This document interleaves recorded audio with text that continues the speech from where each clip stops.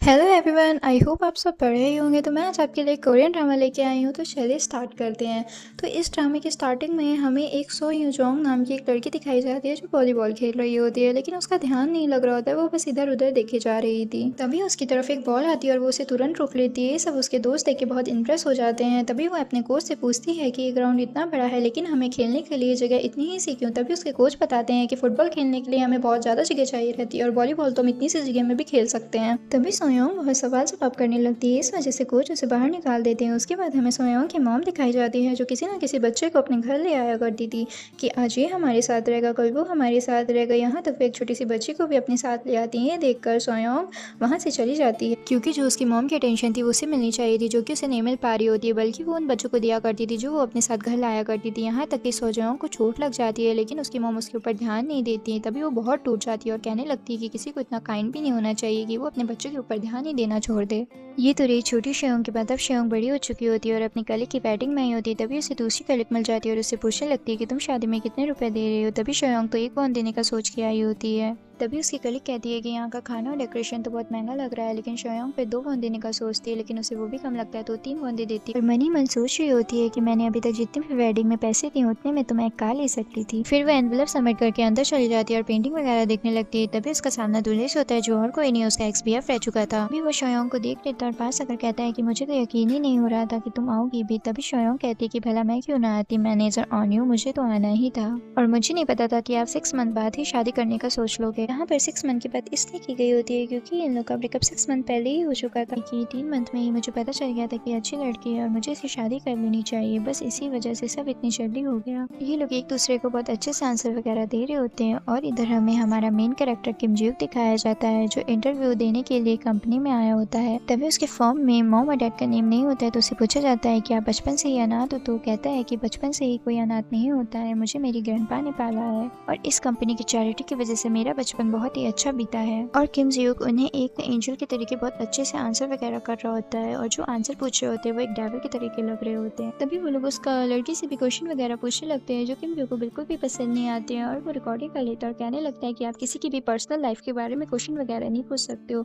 जो कि जजेस को बिल्कुल भी पसंद नहीं आता और किम जियोक को वो बाहर निकाल देते हैं। तभी वो हाँ करके बाहर आ जाता है और उन दोनों का वेट करने लगता है। तभी वो दोनों बाहर आ जाते हैं तो किम जियोक उनसे माफी मांगता है कि मेरी वजह से आपको इतनी दिक्कत हुई। तभी वो दोनों कहने लगते हैं कि अरे आप माफी क्यों मांग रहे हो, आप तो इतने अच्छे इंसान हो, आज की दुनिया में कौन ही इतना अच्छा होता है और मैं खुद इस कंपनी में काम नहीं करना चाहूंगा। अब हम शादी का सीन देख पाते हैं जिसमें दुल्हन और दूल्हे की एंट्री हो रही होती है। तभी सोयोंग को हॉस्पिटल से उसकी मॉम की कॉल आई थी जहाँ पर नर्स बताती है कि आपकी मॉम आपको बहुत याद कर रही हैं, आप अभी हॉस्पिटल आ सकते हो। तो वो अभी का था नहीं, वो कहती है कि मैं किसी की वेडिंग में आई हूँ, मैं बाद में आने की कोशिश करती हूँ। फिर सोयोंग वेडिंग हॉल में चली जाती है जहाँ पर वो अपने एक्स-बीएफ को देख कर कुछ बातें याद करने लगती है, जहाँ पर उसने कैसे 6 मंथ पहले उससे ब्रेकअप किया था। वो ये सब सोच रही होती है कि स्क्रीन में उनकी कुछ फोटो वगैरह चलने लगती है तो उसे देखती है तो उसे पता चलता है कि आज उनकी एनिवर्सरी है। तभी वो सोचने लगती है कि मैंने तो इसे 6 मंथ पहले ही छोड़ा था लेकिन इसकी एनिवर्सरी तो 1 साल होगी, मतलब ये मुझे चीट कर रहा था। इतना गुस्सा आ रहा होता है कि गुस्से के मारे उसके टेबल पे हिलने लगती है। तभी उसके कलीग कहते हैं कि टेबल कहाँ से हिल रही होती है। उसी वक्त उसको दिखाया जाता है कि वो टेबल का कपड़ा बहुत तेजी से पकड़े हुए, इसी वजह से टेबल बहुत तेज हिल। तभी सब स्टेज पर फोटो क्लिक कराने के लिए जाने लगते हैं तो उससे भी पूछा जाता है क्या तुम फोटो क्लिक कराने के लिए स्टेज में जाओगे। तो कहती है ऑफकोर्स मैं क्यों नहीं जाऊंगी और वो गुस्से में खड़ी होती है और टेबल का कपड़ा लेके एक स्कर्ट बना लेती है। उसके बाद उसकी दोस्त कहती है ओ लाला, फिर वो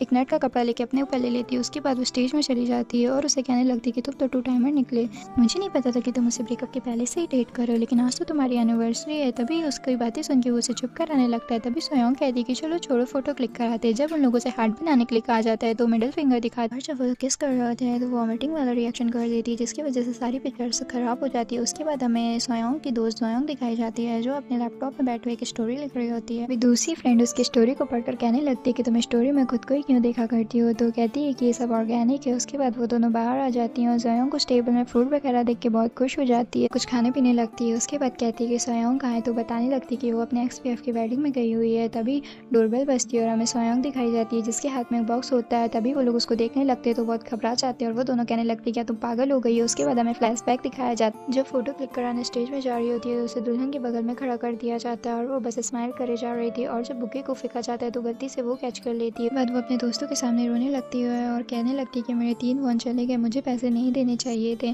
तो वो लोग कहने लगती है कि पैसे तो तुम अपनी शादी में भी ले सकती है। तभी सोयोंग कहती है क्या वो मेरी शादी में आएगा, और आएगा भी तो कितना पैसा देगा, या एक गिफ्ट में कितने लोगों को लाएगा। तभी उसकी दोस्त कहने लगती है कि तुम हर चीज़ में अपना फ़ायदा ढूंढती हो। उसके बाद सोयोंग पूछती है कि आपने उसको क्यों छोड़ा, तो उसकी दूसरी दोस्त कहने लगती है कि क्यों पूछ रही हो, उसमें भी उसका कुछ नुकसान ही हुआ होगा। उसके बाद वो उसके सारे पीएफ गिनवाने लगती है कि उसने उन लोगों को कैसे छोड़ा। उसके बाद हमें किम जियोक दिखाया जाता है जो कोर्ट वापस कर रहा होता है। पुलिस मैन कहने लगता है कि तुम्हारा इंटरव्यू कैसा गया, तो वो उस बारे में कुछ नहीं बताता है। उसके बाद वो क्या पुलिस वाला कहने लगता है कि तुम्हें भी अब एक कोट खरीद लेना चाहिए क्योंकि तुम्हें इसकी जरूरत पड़ती रहती है। किम जियोक पुलिस वाले से कुछ पोस्टर ले लेता है और कहने लगता है कि मैंने जाते वक्त लगा दूंगा। तभी वो पुलिस वाले उसकी तारीफ करने लगते हैं। उसके बाद हमें सोयोंग दिखाई जाती है जो अपनी दोस्त को छोड़ने के लिए जा रही हो। तभी उसकी दोस्त कहने लगती है कि क्या मैं मॉम से मिल सकती हूँ, तो सोयोंग कुछ बहाना करके टाल देती है क्योंकि उसने नहीं बताया होता है कि मॉम हॉस्पिटल में एडमिट है। तो ऐना थोड़ा अपसेट हो जाती है। सोयोंग कहने लगती है कि जब घर से हो जाएगा तो हम दोनों साथ में मॉम से मिलने के लिए चलेंगे, लेकिन तब भी ऐना नहीं मानती है।